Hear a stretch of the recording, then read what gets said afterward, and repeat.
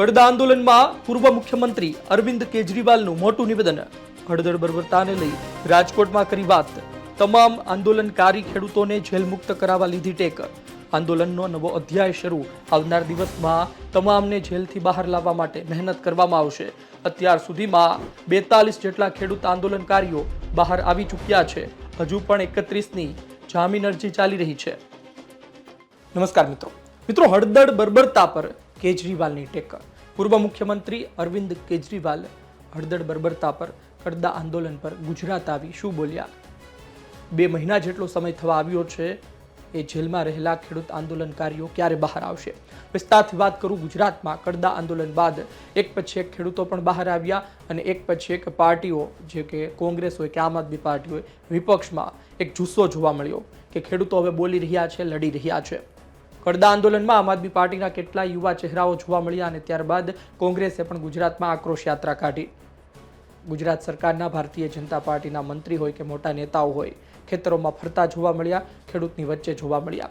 અલગ અલગ વાતો કરવામાં આવી રહી હતી, સહાયની જાહેરાત પણ કરવામાં આવી. આમ છતાં પણ ખેડૂત ખુશ નહોતો અને આ વચ્ચે હવે અરવિંદ કેજરીવાલ ગુજરાત આવ્યા. ગુજરાત આવ્યા તો આવ્યા, પરંતુ તેમણે પીડિત પરિવાર સાથે વાત કરી, પીડિત લોકો સાથે વાત કરી અને ત્યારબાદ પોતે પણ હળદર બર્બરતાને લઈ મોટું નિવેદન આપ્યું છે. પહેલા સાંભળો, ત્યારબાદ વધુ વાત કરીએ. ये जो हड़दड़ का आंदोलन है, ये आंदोलन भाजपा गुजरात छोड़ो आंदोलन साबित होने जा रहा है. भाजपा को गुजरात से भगाना है, तभी लोगों को न्याय मिलेगा. अब केवल आंदोलन करने से न्याय नहीं मिलेगा. अब जब आप अपना बटन दबाने के लिए जाओगे, जब चुनाव के टाइम में वो बटन जो दबाओगे, उससे आपको न्याय मिलने वाला है. केवल आंदोलन करने से नहीं. तो ये अपना पुलिस भेज के डंडे चला के आपको, मुझे बताया गया कि 88 लोगों को गिरफ्तार किया गया. 88 लोगों को गिरफ्तार किया गया.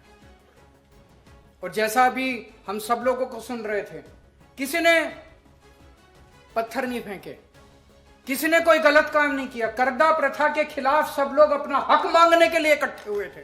कोई गलत काम करने के लिए इकट्ठे नहीं हुए थे, कोई डंडाबाजी करने के लिए इकट्ठे नहीं हुए थे, हिंसा करने के लिए इकट्ठे नहीं हुए थे.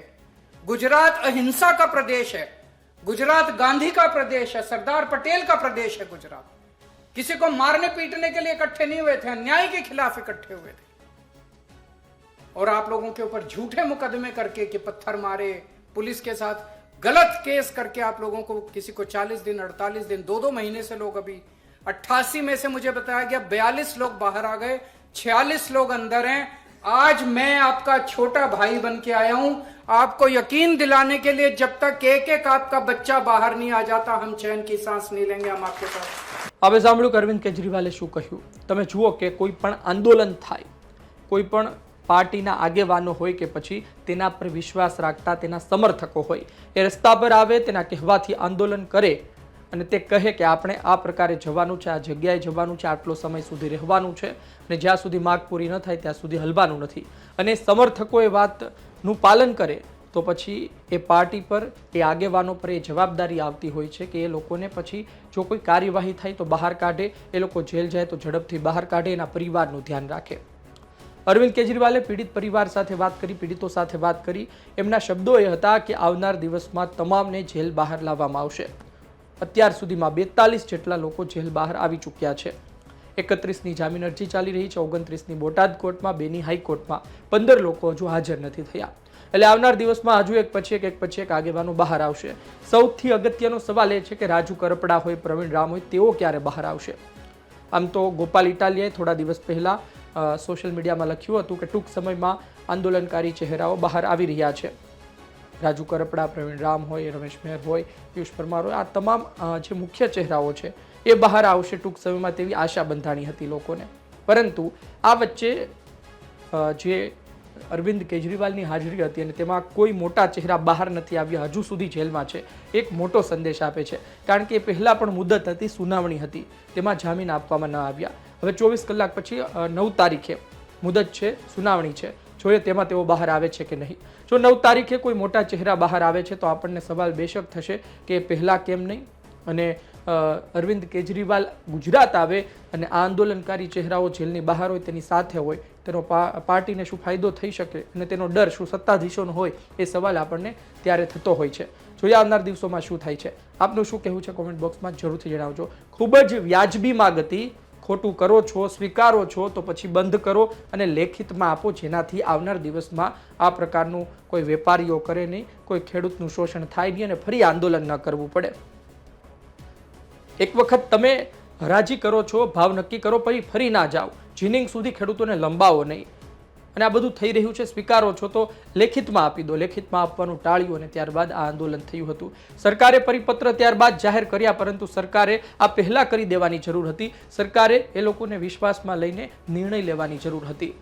વિપક્ષ દર વખતે કાન આંબળવા માટે ના હોય, ઘણી વખત લોકોના હિત માટે પણ હોય છે, અને કાન આંબળે તેમાં પણ ઘણી વખત એક મોટા વર્ગનો ફાયદો હોય છે.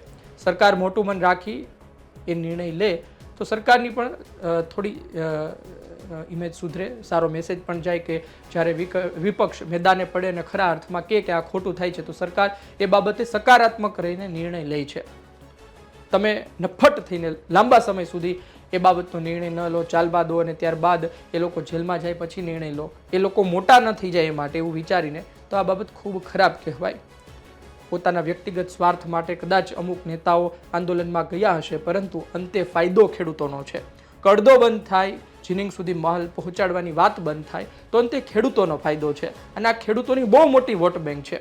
આમ છતાં પણ સરકારે આવું કેમ કર્યું એ ખબર નથી. એમને પરિપત્ર જાહેર કરવો તો પહેલાં કરી દેવો હતો, જેનાથી ખેડૂતો જેલ સુધી તો ન પહોંચત. એક તો ખેડૂતો જેલ સુધી પહોંચ્યા, આટલો મોટો મુદ્દો થયો, પોલીસે એમને ઘરમાં જઈને માર્યા, અને પછી તમે પરિપત્ર આપો છો. ખેર, આપનું શું કહેવું છે દર્શક મિત્રો કોમેન્ટ બોક્સમાં લખજો. આ વિડીયો માહિતી પસંદ આવી હોય લાઈક કરજો, શેર કરજો. ધન્યવાદ.